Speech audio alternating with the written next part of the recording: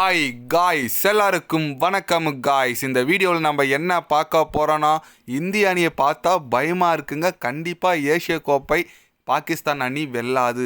India எதிரான போட்டியும் கண்டிப்பாக பாகிஸ்தான் அணி ஜெயிக்காது, இந்தியா தான் ஜெயிக்கும் அப்படின்னு சொல்லிட்டு பாகிஸ்தான் அணி நட்சத்திர வீரர்னு சொல்லாங்க. பாகிஸ்தான் அணி கேப்டன், முன்னாள் கேப்டன் சொல்லாங்க. பாபர் அசாம் பார்த்தீங்கன்னா பத்திரிகையாளர் சந்திப்பில் அவரோட வன்மத்தை கக்கியிருக்காருன்னு சொல்லலாம். இந்திய அணிக்கு ஆதரவாக பேசியிருக்காரு. அது மட்டும் இல்லாமல் ஏசிய கோப்பை பாகிஸ்தான் வெல்லாது, இந்தியா தான் வெல்லுன்னு சொல்லிட்டு பத்திரிகையாளர் சந்திப்பில் பேசியிருக்காரு. அவர் என்ன பேசினார், ஏது பேசினார் சொல்லிட்டு வீடியோ டீட்டெயிலாக பார்க்கலாம். அதுக்கு முன்னே நீங்கள் நம்ம சேனலுக்கு புதுசாக வந்திருந்தீங்கன்னா ஒரு சப்ஸ்கிரைப் மட்டும் பண்ணிட்டு வாங்க. வீடியோக்குள்ளே போகலாம். ஆமாங்க, ரீசெண்டாக பாபர் அசாம் கிட்ட ஒரு பத்திரிகையாளர் கேள்வி கேட்டார்.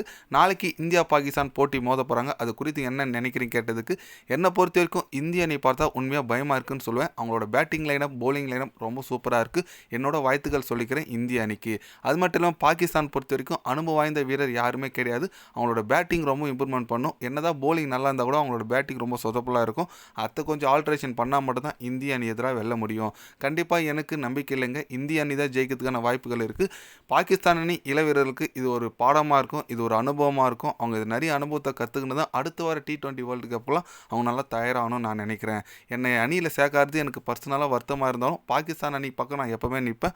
ஆனால் இந்த வாட்டி ஏஷியா கப் கண்டிப்பாக பாகிஸ்தான் வெல்லாதுங்க, இந்திய அணி தான் வெல்லும் அப்படின்னு சொல்லிட்டு நம்ம பாபர் அசாம் பார்த்தீங்கன்னா கொஞ்சம் ஆதங்கத்தில் பேசியிருக்காருன்னு சொல்லாங்க.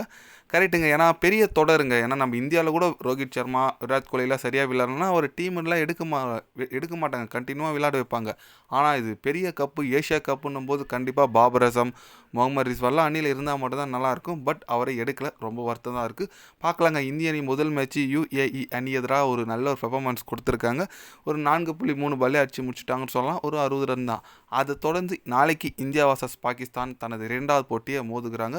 ஆல்ரெடி பாகிஸ்தான் ஓமனை ஜெயிச்சு அவங்களும் ஒரு வெற்றி பெற்றிருக்காங்க. இந்த மாதிரி இருக்கும்போது கண்டிப்பாக இந்த போட்டி ரொம்ப எதிர்பார்ப்பு இருக்குங்க. அதுவும் சண்டே வேறு, சண்டே ஸ்பெஷலாக வேறு போட்டி தொடங்கும் போது பொறுத்து வந்து பார்க்கலாங்க இந்திய அணி எந்த மாதிரி ஒரு பெர்ஃபார்மன்ஸ் கொடுக்குறாங்க, பாகிஸ்தான் எப்படி கொடுக்குறாங்கன்னு சொல்லிட்டு. ஏன்னா இந்திய அணி எந்த மாதிரி ஒரு பிளேயிங் லெவல் போகும்னு சொல்லிட்டு ஒரு எதிர்பார்ப்பு இருக்குங்க. ஏன்னா லாஸ்ட் டைம் பார்த்தீங்கன்னா போலிங் சைடில் பும்ரா, ஹர்திக் பாண்டியா மட்டும்தான் ஒரு ஃபாஸ்ட் பவுலராக இருந்தார். அப்புறம் சிவன் துபே இருந்தார், ஒரு பிக் ஃபாஸ்ட் பவுலிங் அட்டாக் இல்லை. ஏன்னா ஹர்தீப் சிங்லாம் ரொம்ப எதிர்பார்த்தாங்க, அவங்களாம் எடுக்கல. அதனால் அந்த மாதிரி இருக்கும்போது பொறுத்து வந்து பார்க்கலாங்க. திருப்பி இந்த ஹர்தீப் சிங் இந்த பாகிஸ்தான் ஸ்குவாடில் ரிட்டர்ன் வராரா, ஸ்குவாடில் இந்த பிளேயிங் லெவலில் வராரான்னு சொல்லிட்டு நம்ம வெயிட் பண்ணி பார்க்கணுங்க. ஏன்னா ஒரு தாக்குதல், இந்தியா பாகிஸ்தான் தாக்குதலுக்கு அப்புறம் ஒரு முதல் மேட்ச், இந்தியா பாகிஸ்தான் மேட்ச் நடக்குது. பார்க்கலாங்க ரசிகர் மத்தியில் எந்த அளவுக்கு எதிர்பார்ப்பு இருக்குன்னு சொல்லிட்டு. நீங்கள் சொல்லுங்கள், இந்திய அணி வெற்றி பெறுமா பெறாதா? உங்களோட கருத்துக்கள், யார் வெற்றி பெறுவாங்க மறக்காமல் கமெண்டில் கொஞ்சம் சொல்லுங்கள். இது போன்ற தினசரி ஸ்போர்ட்ஸ் நியூஸை தெரிஞ்சுக்கணுன்னா சேனலை சப்ஸ்கிரைப், லைக் ஒன்று பண்ணிக்கோங்க. கண்டிப்பாக day by day channel update வரும்.